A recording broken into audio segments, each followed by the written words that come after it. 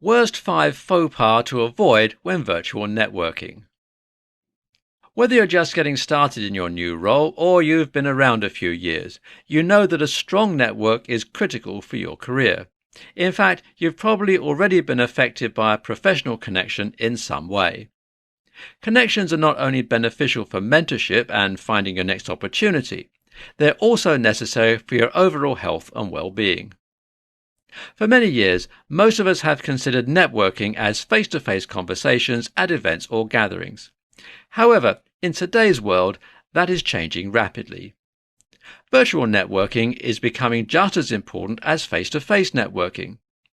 While there's really no right or wrong way to network, it's easy to make a few faux pas when connecting online. In this presentation, we'll look at 5 of the worst faux pas that must be avoided when you are virtual networking. Sending random LinkedIn requests. When you're attending a virtual networking event, don't automatically send someone a social media request to connect just because you like what they say. Take the time to talk with them and send them a personal message first.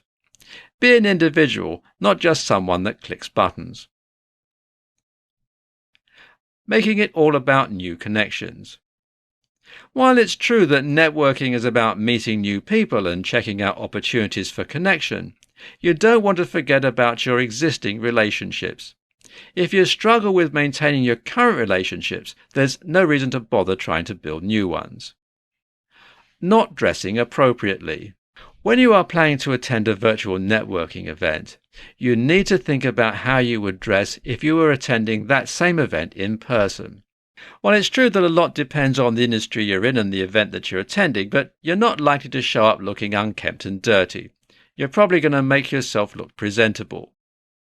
This is because you want to make a good impression. After all, although it's through video, people can still see you and will make judgments based on your appearance. Therefore, you want to make sure that you look the part when joining a meeting.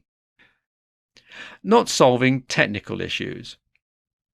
One of the primary issues that you're going to come across when it comes to virtual networking is having an unprofessional setup. If you're having issues, it's going to look bad on you. Before you log into the meeting, be sure that you test your setup and see if there's any issues that need to be resolved. You'll want to make sure that your microphone and camera are connected and functioning properly. You'll also want to ensure that your speakers are working so that you can hear everyone and that your internet connection is stable. Immediately cold pitching. When it comes to pitching your products or services, cold pitching is the same whether in person or virtually networking.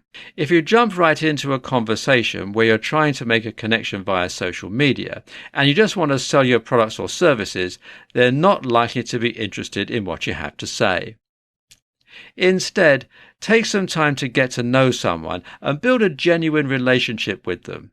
No one is attending an event to be sold products or services that they're not interested in. They want to meet people who are real and can provide value to their lives. Conclusion. Over the past several years, the world has moved more to virtual networking in lieu of face-to-face networking. However, there's really not much difference between the two. You need to be aware of what you're doing and how you approach meeting and connecting with others.